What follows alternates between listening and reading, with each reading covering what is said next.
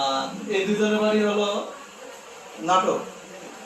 আর এখানে আছে আমার তাম্বির ভাই, এর বাড়ি হলো চাঁদপুর কচুয়া থানা। কেউ আছে তো নাকি? হ্যাঁ। এরা দীর্ঘদিন ট্রেনিং করে মোটামুটি কথা কেউ 7 মাস কেউ 5 মাস, এর মনে হয় 5 মাস ট্রেনিং করছে। এর অনেক অফ ছিল, এবং মনে হয় টোটালি 4 মাস ক্লাস করে পরীক্ষা দিয়ে চলে যাচ্ছে।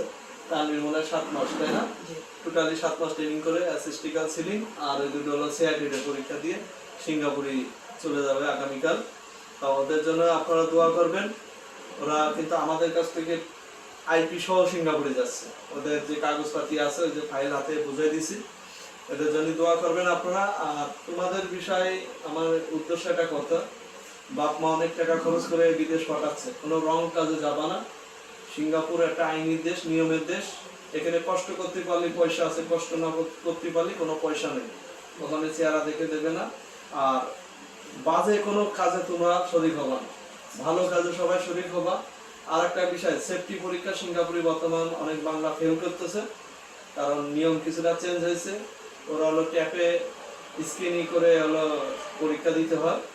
এখন ক্লাস পরীক্ষার আগের দিন যে ক্লাসটা হয় এটা কিন্তু ভেরি ইম্পর্টেন্ট। এই যে স্যারেরা যা বলবে বুঝবে, এটাই বুঝলি পরের দিন পাস হওয়া যাবে। এটা মনোযোগ দিয়ে ঘুমানো যাবে না, কারণ ওই এসি রুমের ভিতরে গেলেই ঘুম আসে। সবাই লং জার্নি করে যায়। আর আপনারা এই তো পরীক্ষা দেবেন না, 3 দিন আপনাদের রেস্ট আছে, কোয়ারেন্টাইন 3 দিন। এই 3 দিন পরে আপনাদের হলো সেফটি পরীক্ষা নেবে। সেফটি পরীক্ষায় যেরকম আমার আজকে 3 জন ছেলে সিঙ্গাপুরে ফেল করেছে, খুব দুঃখজনক। এরা নর্মালি পাস হওয়ার কথা, তারা ফেল করেছে। 4 জন পরীক্ষা দিয়েছে, 3 জন ফেল করেছে। এই দুঃখ আমি কোথায় বলবো? অর্থাৎ আমার খুব অল্প সময়ের ভিতরে 6টা ছেলে ফেল করেছে সেফটিতে। তা তোমরা এটা ভেরি ইম্পর্টেন্ট, একটা গুরুত্বপূর্ণ দিয়ে এটা তোমরা পরীক্ষা দিবা, এটুকু আমার আশা। এবং কোম্পানি বসে বা সুপারভাইজার যে কাজ দেবে সেই কাজেই তোমরা হাসিমুখী করবা। কত 3টে বছর অন্তত 3 কোটা হওয়া পর্যন্ত মাটি কামড়া সিঙ্গাপুরে থাকবা। যে কাজে দেখ হাসি খুশিতে করবা। সিঙ্গাপুরে কষ্ট করতে পারলেই পয়সা আছে, কষ্ট না করলে কোনো পয়সা নেই। ঠিক আছে?